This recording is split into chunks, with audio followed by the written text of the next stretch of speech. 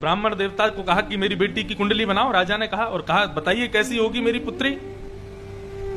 पंडित जी ने जैसी कुंडली देखी, कुंडली देखते ही पंडित जी के तो आंखें खुली रह गई महाराज। क्यों? बोले भैया ये साक्षात लक्ष्मी है।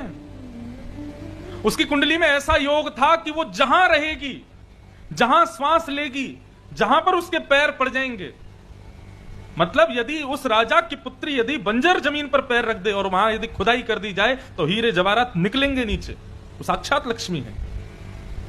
वो जिस घर में चली जाएगी उस घर में कभी दरिद्रता नहीं आ सकती, कभी लक्ष्मी विहीन वो परिवार नहीं हो सकता। ऐसी वो कन्या, इतना सुंदर उसका भाग्य।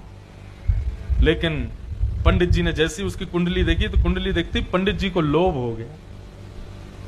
बोले कि ये पुत्री तो हमको प्राप्त हो जाए भैया, ऐसी पुत्री तो हमारी हो जाए तो फिर हम तो माला माल हो जाएंगे, जीवन भर हमको खाना पीना इसी के द्वारा ही मिल जाएगा, घर घर नहीं जाना पड़ेगा, भटकना नहीं पड़ेगा। लोभ हृदय में आ गया।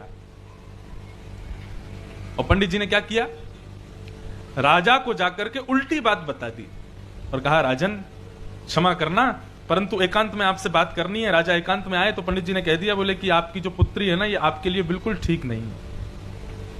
ये जिस घर में रहेगी वो लक्ष्मीहीन कर देगी, ये जहां जाएगी वहां की सत्ता चली जाएगी, ये जिस घर में रहेगी वहां अकाल मृत्यु होती रहेंगी।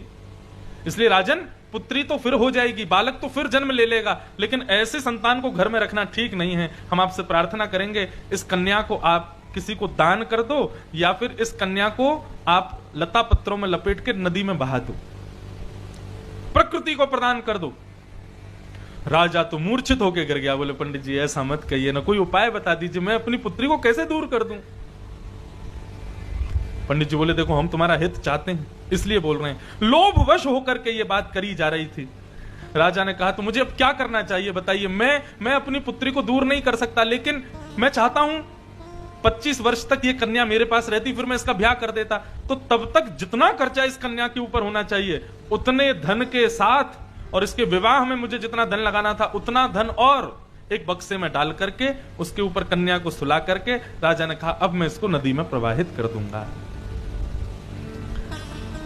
ब्राह्मण दौड़े दौड़े पंडित जी अपने घर गए और घर जाकर के अपने बालकों से कहा कि कल नदी में एक बक्सा तैरता तैरता आएगा, उसको उठा करके हमारे कमरा में चुपचाप धर देना, खोल करके मत देखना। बच्चे बोले जो आज्ञा पिताजी। अब यहां राजा ने अपनी पुत्री को रोते रोते, पूरा नगर रो रहा है, इतने सारे धन धान्य सोने चांदी हीरे जवाहरात बक्से में डाल के पुत्री को सुला करके बक्सा बंद करके नदी में प्रवाहित कर दिया। 10-20 किलोमीटर दूर पंडित जी के बालक सब इंतजार कर रहे थे, कोई बक्सा तैरता आएगा, पिताजी की आज्ञा है उसको ले जाके कमरे में धरना है। अब 2-4 किलोमीटर ही आगे जंगल आ गया। वहां जंगल में एक राजकुमार, वो राजकुमार आखेट के लिए गया था, शिकार करने के लिए। तभी उस राजकुमार के ऊपर एक भालू ने प्रहार कर दिया। राजकुमार बलवान था तो भालू से लड़ करके भालू को उसने एक पेड़ से बांध दिया। इतने में वो ढूंढ रहा था कि कोई ऐसा स्थान मिले जहां मैं इस भालू को डाल दूं और मैं भागूं यहां से।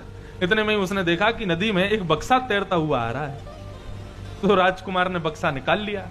बक्सा खोल करके देखा तुम्हारा सोने चांदी हीरे जवाहरात और उनके मध्य में परम सुंदरी परम सुकोमला एक कन्या सोई है।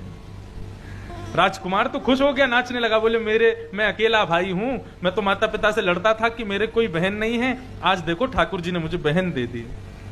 और बहन भी अकेली नहीं आई है, सारी अपने जीवन भर की संपत्ति संग लेके आई है।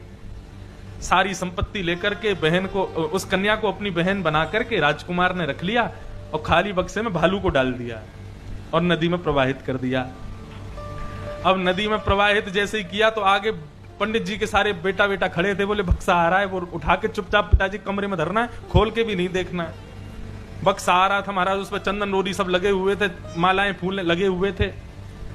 बालकों ने जैसे तैसे उठाया, बोले बड़ा भारी है भैया, उठा ही नहीं जा रहा। और वहां पंडित जी दौड़ते दौड़ते आए, बोले कहां है बक्सा। बोले पिताजी मिल गया, बहुत भारी है, उठ नहीं रहा। बोले रुको मैं भी कंधा लगाता हूं। सब कंधा लगा करके घर पे लाए।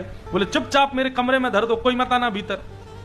कमरे के अंदर बक्सा धर दिया। पंडित जी ने प्रसाद पाया, अंदर गए, चटकनी लगाई और कहा आहा लक्ष्मी आ गई है साक्षात घर पे। जैसे ही बक्सा खोला महाराज, भालू निकल गया और निकलते ही महाराज विदीर्ण कर दिया, नष्ट हो गया। कहने का अभिप्राय पाप के